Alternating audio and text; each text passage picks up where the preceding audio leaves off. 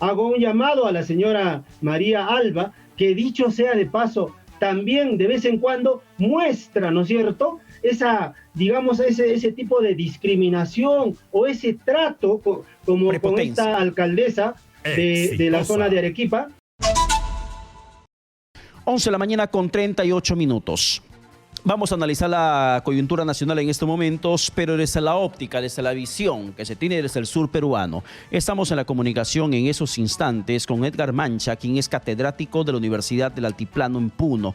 A ver, y cuando me hablan de Puno y hablamos del presidente Pedro Castillo, yo recuerdo esa fotografía imponente, impactante, devastadora para cualquier rival político del presidente Pedro Castillo cuando estaba en contienda electoral, y se veía una explanada interminable, un mar humano. No se veía el final de la fotografía, no se veía cuál es la última línea de las personas que estaban apostadas dentro de ese meeting de campaña política. Pero lamentablemente, no sé si en este momento, si el presidente regresaría a esa misma localidad de Puno, si es que otra vez ese mar humano se terminaría volcando a ese mismo espacio geográfico. Edgar Mancha, ¿qué tal? Buenos días, bienvenido a Exitosa. Muy buenos días, don Pedro Paredes. Un saludo cordial para todos los oyentes de Exitosa Radio. Bueno, muchas gracias por la invitación. Un saludo desde la ciudad del lago, de la ciudad de Puno. Por favor, danos un poco tu impresión, tu apreciación sobre la percepción que tiene la población del sur del país, específicamente de Puno, sobre la conducción que tiene el presidente Pedro Castillo del país. Bueno, como en todo sitio, yo creo que hay una cierta desazón por parte de ciertas indefiniciones o indecisiones que el profesor Castillo viene tomando, y también por los últimos destapes que es de público conocimiento, como el tema de la renuncia del ministro Avelino Guillén, como el tema de Zarratea, como el tema de esta señora Carolyn López, como el tema de los $20,000 encontrados en el baño de Palacio de Gobierno, entre otros aspectos. Y el otro tema también que preocupa, la mala o el mal nombramiento de los ministros en las carteras más importantes. Tanto así que se tiene un registro por parte del Ministerio de Economía de los últimos 5 gobiernos, don Pedro. Se dice que el primer gabinete, si tomamos en cuenta desde el presidente Ollanta Humala, se dice que el 63% de su primer gabinete tenían experiencia en cargos públicos y eran expertos en el tema, en la materia a la que estaban yendo. Pedro Pablo Kuczynski, el 68%. El señor Martín Vizcarra se dice que tenía el 74% de su gabinete ministerial gente experta en la materia. Del señor Francisco Sagasti se comenta que es el 95% de sus ministros de su primer gabinete que eran expertos en gestión pública. Lamentablemente, del profesor Pedro Castillo, su primer gabinete que lideraba el señor Guido Bellido, que entre los méritos que podríamos destacar es que habla quechua y chaccha su coca. Más allá no le encontramos mayores méritos. El 26% de sus ministros tenían experiencia en gestión pública. Yo creo que las cifras están clarísimas y el resultado es eso. Hasta el día de hoy pero no se tiene realmente un rumbo de nuestro país, sobre todo en el tema de la reactivación económica que tanto exigimos para poder resolver los problemas de educación, de salud, el tema de la reforma agraria. Entonces yo creo que eso, hay un dicho que dice, no hay peor ciego aquel que no quiera ver, ni peor sordo aquel que no quiera oír. Y en ese aspecto, obviamente, la región de Puno le dio pues casi en un 90% el respaldo al profesor Castillo. Pero otro aspecto, don Pedro, es que también frente a esta crisis, el Congreso de la República no apoya en nada. Este Congreso no dista mucho de ese Congreso de Fujimoristas con 73 representantes, cuya única misión era ser obstruccionista, tampoco colabora. Exitosa. Estamos viendo que en esta confrontación entre el Ejecutivo y Legislativo, también ellos vienen generando leyes, en su mayoría leyes simplemente de corte populista, leyes de agenda declarativa, leyes sin trascendencia, leyes que no tienen vinculación para desarrollar Edgar, o para resolver los problemas que tiene el país. Edgar, sin embargo, si por ejemplo en estos momentos analizamos lo que está haciendo el presidente Pedro Castillo frente a la abrumadora manera como es que la región Puno terminó apoyándolo, ¿se repetiría este respaldo popular? La gente nuevamente podría volcarse a una gran explanada para que le pueda dar la bienvenida al presidente Pedro Castillo. Yo creo que en esa misma intensidad, no creo.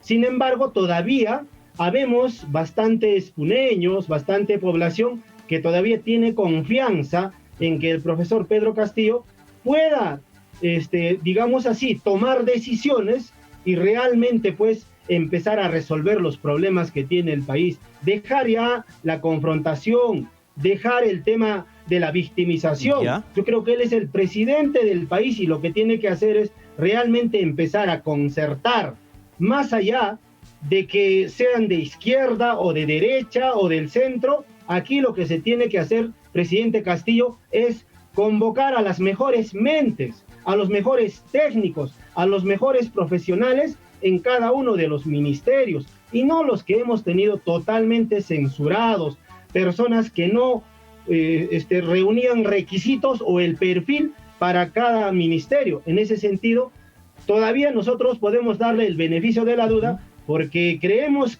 como dice el señor Martín Tanaka, creo que la salida en este momento es institucional y una salida constitucional. Nada que pueda atropellar, nada que pueda ir en contra de la institucionalidad o en contra de la Constitución. Yo creo que esas salidas no le hacen nada bien al país. Pero si tomamos en cuenta, Edgar, por ejemplo, la reacción que tiene la población frente a cada gobierno muchas veces es por el incumplimiento de las promesas, de las propuestas de campaña.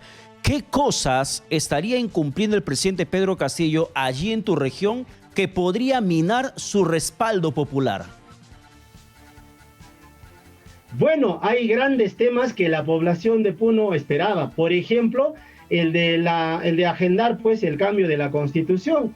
Esa fue sobre todo su bandera de presentación aquí en la región de Puno, porque obviamente no se ha visto aquellos cambios que la población exige, sobre todo en materia económica, sobre todo esta pandemia que ha desnudado la realidad del país en el tema de la economía, de la educación, en la salud. En ese aspecto, creo que la población sigue todavía esperando, pero para eso también somos conscientes que se necesita estabilidad política, estabilidad jurídica. Somos conscientes que si no hay reactivación económica, que si no hay un crecimiento de la economía, obviamente los otros sectores tampoco van a ser resueltos. Y para eso, yo creo que el profesor Castillo tiene que entender que sí o sí necesitamos estabilidad jurídica, social, política, y de esta manera podamos reactivar la economía.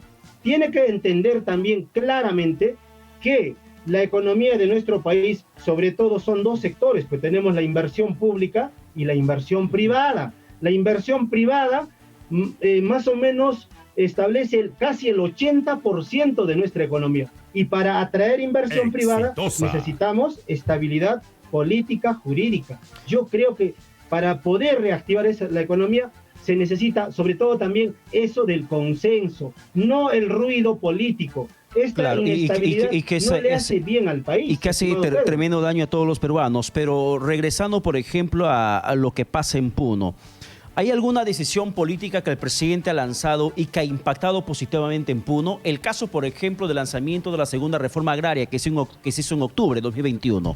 ¿Hay alguna sensación de que también la segunda reforma agraria ha llegado a los campesinos de Puno y que esto podría generar una recuperación económica de esas familias que sobreviven con el trabajo del campo? Claro, le comento que el sector rural es casi el 70% aquí en toda la región de Puno, que tiene pues 1.300.000 habitantes según el último censo poblacional. En esa perspectiva, así hemos recibido pues muy gustosamente ese anuncio de la gran segunda reforma agraria, pero lamentablemente solo fue un anuncio, no se ha concretizado, por ejemplo, en el presupuesto, cuánto se va a invertir en esta segunda reforma agraria, qué sectores se va a trabajar, y cómo se va a viabilizar mediante los gobiernos regionales o los gobiernos locales. Me parece que todavía falta esclarecer en ese aspecto y no hemos esperado o no hemos escuchado nada del ministro de Agricultura, por ejemplo. Yo creo que esos temas tiene sobre todo pendiente y en agenda y esperando toda la región de Puno por parte del profesor Castillo. Y en el manejo de regreso a las clases es importante también conocer cómo se encuentra la infraestructura educativa. El gobierno peruano, a través de los gobiernos locales en Puno, ¿ha hecho algún nivel de intervención para saber el manejo que tiene el Ministerio de Educación en esa parte del país? Bueno, hemos visto que realmente pues es una, ¿qué le digo? Es una brecha muy grande en lo que respecta a los locales educativos, en lo que respecta a infraestructura. Hay una brecha bien grande aquí en la región de Puno. En ese aspecto todavía no se tiene bien precisado en qué condiciones se anuncia pues que para el mes de marzo estarían retornando los estudiantes. Sin embargo, nosotros como padres de familia obviamente hemos recibido como un buen anuncio por parte del presidente, pero parece que todavía no se tiene las condiciones como para un retorno exitoso. Pues el tema de la implementación, el tema de la infraestructura, el tema de los servicios higiénicos, el tema de los elementos de bioseguridad. Le comento, la Universidad Nacional del Altiplano, de la cual soy docente catedrático, todavía el semestre que viene, desde el mes de marzo que vamos a iniciar hasta el mes de junio o julio, vamos a continuar con la virtualidad. Ahí están los resultados de que no se tiene pues todavía equipadas, no se tiene implementadas debidamente como para un retorno exitoso. Edgar, para terminar, yo quiero saltar de lo que no está haciendo el Ejecutivo o lo que pretende hacer solamente como señales de buenas intenciones y pasar a lo que también está dejando de ser el Parlamento. Porque muchas veces se cuestiona lo que hace el presidente y se olvida lo que también no está haciendo el Congreso de la República. ¿Qué esperas tú del Congreso para generar un consenso y romper ya con ese divisionismo que ha marcado duramente en las clases peruanas? Esperamos esa actitud de cambio, esa predisposición a la concertación, al diálogo. Hago un llamado a la señora María Alba, que dicho sea de paso, también de vez en cuando muestra, ¿no es cierto?, digamos, ese tipo de discriminación o ese trato como con esta alcaldesa de la zona de Arequipa, que realmente fue muy, digamos así, censurable. Entonces, necesitamos también, pues, un legislativo que tenga que ser concertador, tenga que, todo por los cánones de la institucionalidad, de la constitucionalidad, es cualquier acuerdo. Yo creo que debe dejar de ser un Congreso obstruccionista y un Congreso populista a la que prácticamente repudiamos, por ejemplo, el tema de esta última ley que acaban de sacar para poder prácticamente, discúlpeme el término, petardear a la SUNEDU. Los pocos avances que se ha ido generando a partir de la ley universitaria, la 3220, desde julio del 2014, no hay peor ciego aquel que no quiera ver. Ha habido algunas mejoras en el tema de la calidad, en el tema de la acreditación, en el tema del licenciamiento, en el tema de la investigación, que ha quedado demostrada que en estos últimos años, con la implementación de la nueva ley universitaria, ha habido mejoras en el posicionamiento de los rankings mundiales de nuestras universidades, en publicaciones por parte de los docentes universitarios. Sin embargo, parece que el Congreso más ha visto otros aspectos, ¿no es cierto?, de repente meramente mercantilistas y están retrocediendo. Ojalá que en la segunda votación o también ojalá el presidente Castillo pueda observar esta ley, porque de todas maneras genera rechazo. No se trata de un borrón y cuenta nueva. No debemos retroceder a lo que ya se ha ido avanzando en la implementación de la SUNEDU. En ese aspecto, queremos que este Congreso, pues, no solo sea productora, si vale el término, de leyes netamente declarativas. Tenemos, por ejemplo, 24 leyes declarativas. Algo más puede hacer el Congreso. Solo 9 en tema de educación, claro, 7 en tema de constitución. De los casi 73 leyes que hasta el momento han aprobado, el 33% son meramente, eminentemente declarativas que no tienen vinculación con el desarrollo de los pueblos. Claro, en números parece ser que el Congreso está trabajando, pero en productividad realmente es bastante paupérrimo lo que viene haciendo el legislativo. Edgar Mancha, muchas gracias por tu apreciación, tu opinión desde la región Puno sobre lo que está pasando en el país y además por contarnos un poco más sobre lo que siente la gente puneña del sur peruano frente al gobierno del presidente Pedro Castillo. Muchísimas gracias, que tengan buen día.